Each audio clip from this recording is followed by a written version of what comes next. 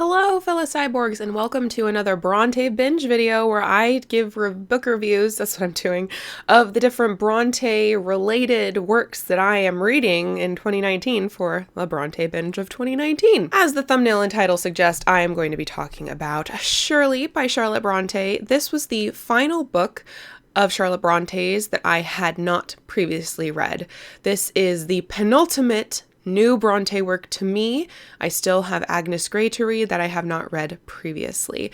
And I am so pleased to say that this is my first 5-star of 2019. Nay, I may be so bold to say that upon rereading, which will solidify my ideas whether I am correct or no, this might be my new favorite Brontë book. This might be my new favorite classic. This might be my new second favorite book of all time. So let me give you kind of a little introduction into what to expect with Shirley. The plot is kind of multifaceted, is the way I'm going to put it, which is something that I actually really liked about it. This is set in the early 1800s, about 1812, during the Napoleonic Wars, and very early into the story, you are introduced to Mr. Robert Moore, or Robert Gerard Moore, as you prefer. He is half Belgian, and he is a mill owner in this Yorkshire town, but because of the Napoleonic Wars, there's some trade issues and his business is failing.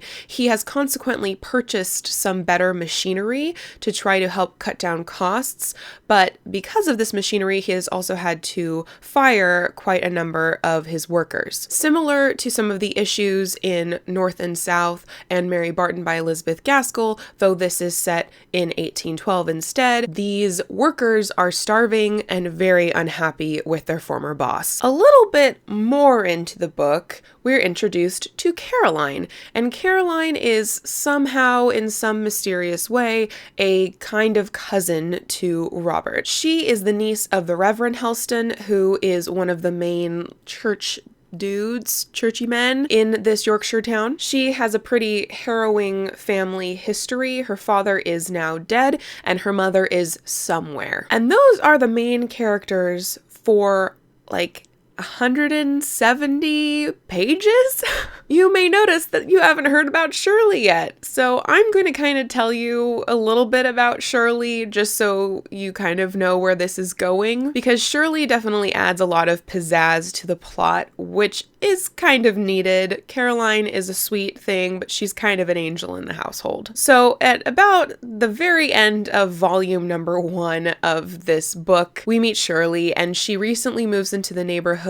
She is an heiress. She and Caroline end up becoming friends, mostly because Reverend Helston thinks that his niece needs to get out more, and Shirley is quite a character. The female friendship between Shirley and Caroline, as well as Caroline and Shirley's former governess, now companion Mrs. Pryor, are some of the things that I really loved most in Shirley. While there are romance subplots in here, for me it wasn't the main plot of the story that you come away really thinking about most, at least I didn't. And this is one difference that makes me think that I will love Shirley more than Jane Eyre one day. Jane Eyre, when I think about it super quick, if I give myself 5 words to describe Jane Eyre, some of those words are going to be Rochester and love. And I think Jane Eyre, really, you can look at it in 2 ways. It can be a Bildungsroman, so a story of growing into adulthood, or it could be a romance. Whereas I feel like Shirley, its plots, there are more than just potentially those 2, like in Jane Eyre. So it feels like a more complex work that you can focus on different things of importance to get a different reading experience. Shirley has kind of a rough start because at first you're getting just an overall picture of this Yorkshire town. This is the book written by Charlotte Brontë that I think has the largest scope, and it definitely feels different than her other works, in my opinion. Perhaps that is because this is mostly in third person, and I believe Villette, Jane Eyre, and the Professor are all in first person. So we have a narrator here, but it's none of our main characters. It's this third party who's moved to Yorkshire. So the female friendships in here were some of the most endearing things for me. Also, just learning more about this Yorkshire town and all of the people in it. It reminded me a little bit of Wives and Daughters by Elizabeth Gaskell, where everybody in the neighborhood becomes an actual person to you as the reader. One thing that this was amazing at, it like blew my mind how much that was in here, which was something that is so missing from Villette for me, which makes Villette just not as wonderful as I really want it to be, is the nature descriptions. This part of Yorkshire has a lot of green, it has fields, it has flowers, and our point of view characters definitely take notice of that, and it's just so refreshing. It felt very just in touch with nature. It's something that I think Villette lacks that I really miss, and it's something that is present in Jane Eyre, which makes me enjoy it more. But bonus, on top of the nature writing, this also has even more like lore and fantasy elements to it than Jane Eyre. In Jane Eyre, we have people being called imps and fairies. When she meets Mr. Rochester on the road, she's thinking about this legend of the Geertrash, I forget exactly what it's called, that kind of spooks her out. So in here, we have so much fairy, lore, legend, ghosts, things being haunted, and mermaids. Oh my gosh, there isn't like a ton of mermaids. This is one of 2 Victorian classics that mention a mermaid and that came out of nowhere. The other one is Mary Barton, which really endeared Mary Barton to me, frankly. Just mention a mermaid and you're going to put me on your team. This also has a significant section of time taken up by acknowledging and getting to know the spinsters of this town. As an unmarried woman in my late 20s who is not on the dating scene, I really appreciated getting to see these women being respected as parts of the community and having someone really look at them and see their value and not just as someone who had missed their chance or didn't quite do womanhood correctly. Shirley is also a very interesting character as far as gender goes. She at times refers to herself as Captain Keeldar in the he pronouns when she's imagining what she would do were she a man, since she is an heiress and in charge of an estate. Shirley is a very single-minded sort of person. She has a very unique personality. She actually was modeled after Emily, Charlotte's sister, though I would hesitate to say that this is actually Emily and more Charlotte's imagined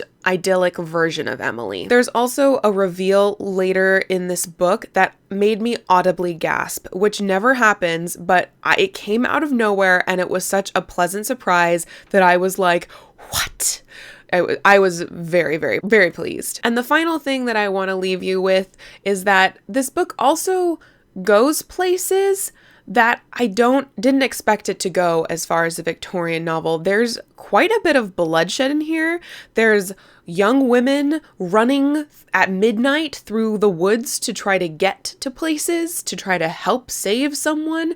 There's people nearly dying. There's people actually dying. There's people going on trial. There's assassination attempts. Like, this has some scandalous moments that were just so much fun to read because I don't see them nearly enough. I don't read very many sensationalists Victorian literature, so finding this in Shirley, which I expected to be kind of ho-hum, was just an extra cherry on top of my fantastic book cake. So yeah, Shirley by Charlotte Brontë, the first 5-star book of the year, potentially my second favorite book of all time now. Well, time will only tell. I'll have to reread this and see. Don't discount Shirley, even though nobody talks about it. It definitely really knocked my socks off. I was so incredibly impressed with it. I read it over a long period of time and that did not lessen my enjoyment at all. And it was just very, very lovely. So thank you for watching. And until next time, I hope you consider picking up Shirley or any other Brontë related paraphernalia and continue to be lovely.